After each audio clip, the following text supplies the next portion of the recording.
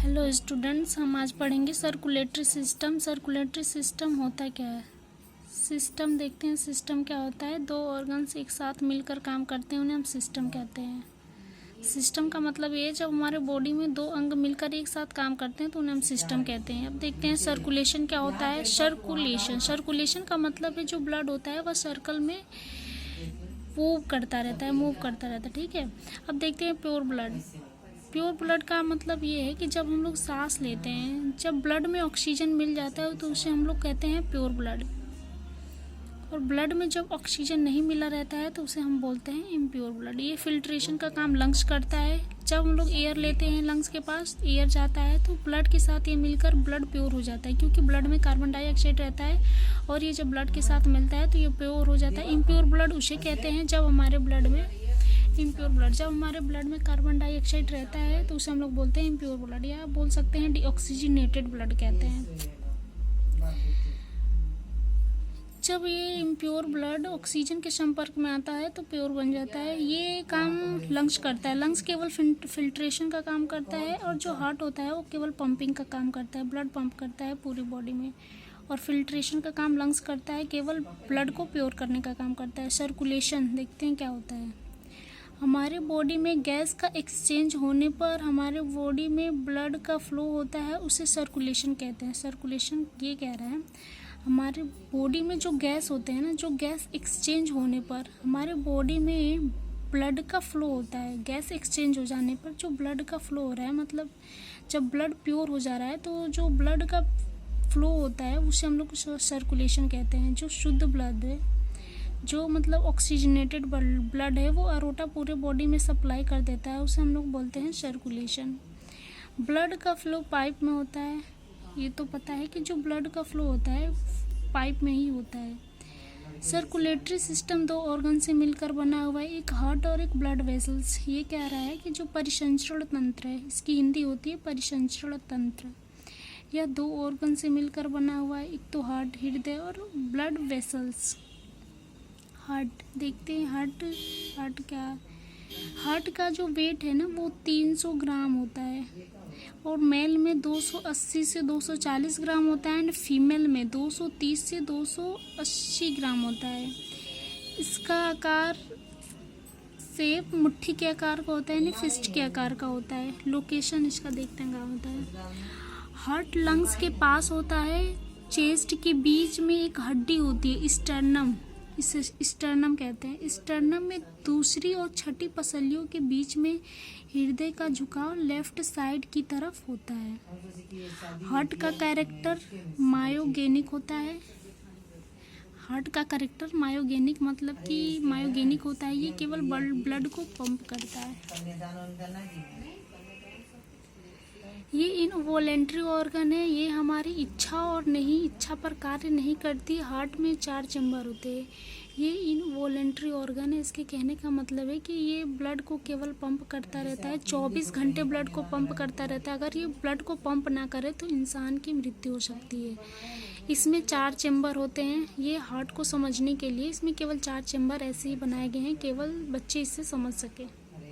पहला होता है राइट ऑरिकल या एट्रियम बोल सकते हैं, लेफ्ट एट्रियम या ऑरिकल बोल सकते हैं, और नीचे वाला होता है उसे राइट वेंट्रिकल बोलते हैं एंड लेफ्ट वेंट्रिकल बोलते हैं। ये 4 चैम्बर में बटा होता है, और जो 2 भागों में बटा होता है उसे हम लोग सेप्टम कहते हैं, क्योंकि सेप्टम इसे हार्ट को 2 भागों में बांटता इसलिए क्योंकि इसमें प्योर ब्लड है और इम्प्योर ब्लड है, ये दोनों आपस में मिले ना, इसके लिए सेप्टम इन्हें 2 भागों में बांटता है। और 4 भाग होते हैं।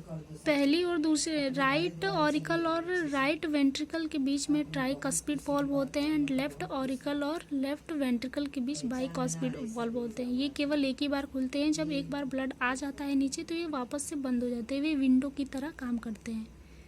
नीचे होता है semilunar valve and optic valve होता है। ब्लड वेसल्स ये 3 प्रकार की होती हैं। वेंस ब्लू कलर का होता है।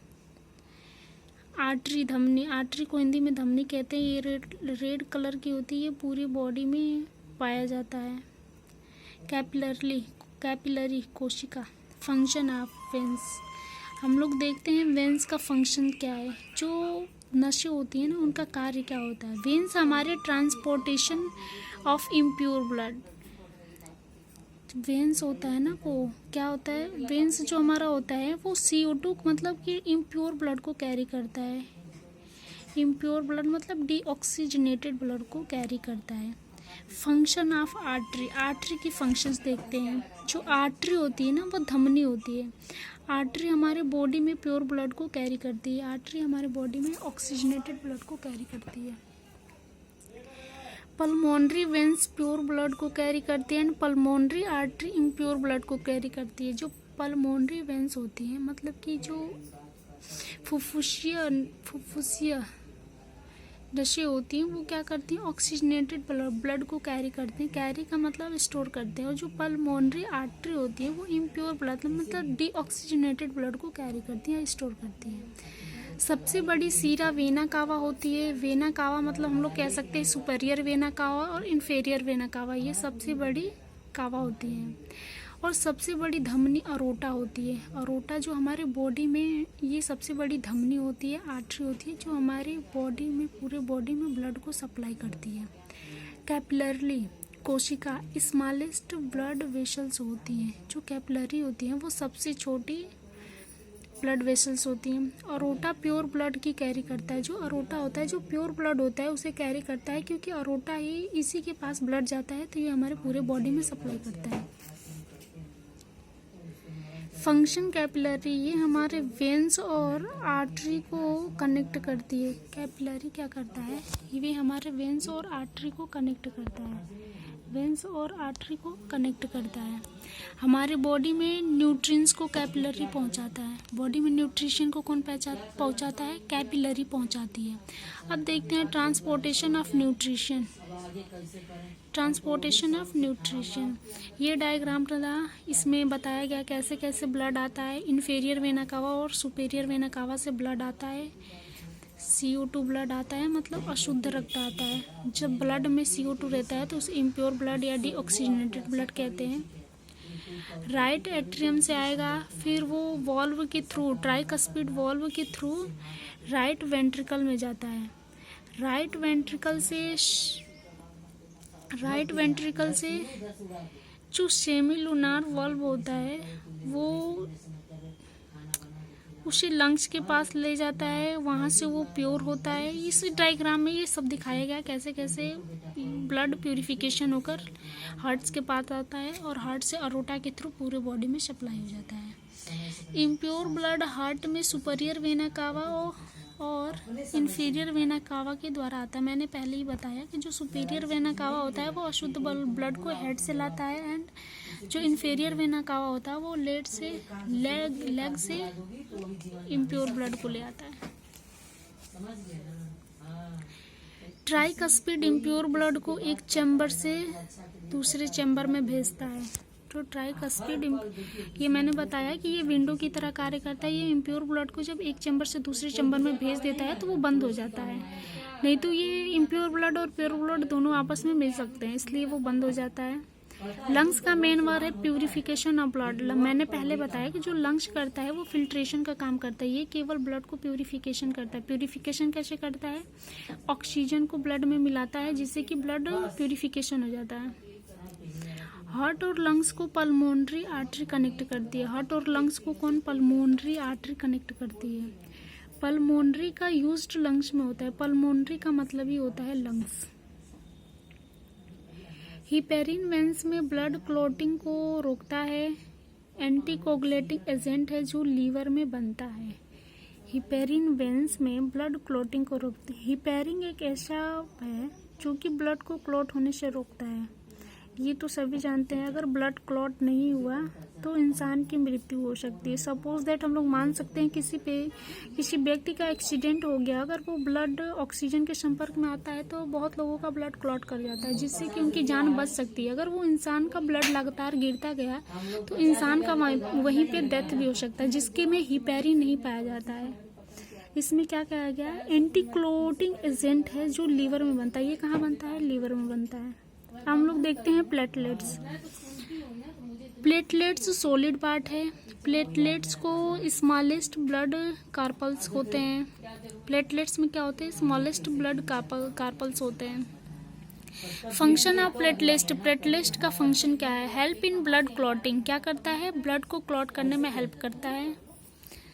प्लेटलेट्स ब्लड क्लॉटिंग में हेल्प करता है, ये तो हमें पता है। किसके थ्रू करता है? हिपेरिन के थ्रू करता है। आरबीसी का लाइफ स्टेज 120 डेज होता है एंड डब्ल्यूबीसी का लाइफ स्टेज 2 से 5 21 दिन के लिए होता है एंड प्लेटलेट्स का लाइफ स्टेज 7 डेज के लिए होता है।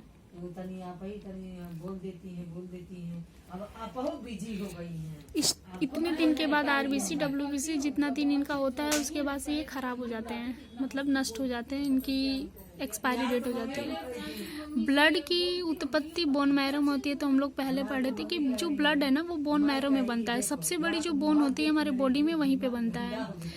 आरबीसी के ओरिजिन रेड बोन मैरो से होता है, ग्रेवियॉर्ड कविस्तान। जो हमारे प्लेटलेट्स स्प्लीन में बनता है, जो हमारा प्लेटलेट होता है ना वो स्प्लीन में मरता है। स्प्लीन हमें पता है कि स्प्लीन कहाँ होता है, जो स्टमक होता है ना, स्टमक के साइड में स्प्लीन होता है, उसके ऊपर। डब्ल्यूबीसी लीवर में मरता है, जो डब्ल्यूबीसी होता है। वाइट ब्लड सेल से कहाँ डेड होता है? वो लीवर में डेड होता है। प्रोसेस ऑफ ब्लड क्लॉटिंग, इसमें केमिकल रिएक्शन होता है। हमें पता है कि हमारे बॉडी में बहुत सारे केमिकल रिएक्शन होते हैं। अब इसमें देखते हैं जो ब्लड क्लॉटिंग होता है उसमें कौन से रिएक्शन होते हैं। यहाँ पे calcium plus charge plus prothrombin and thrombin, plastin and thrombin, ये सेल डैमेज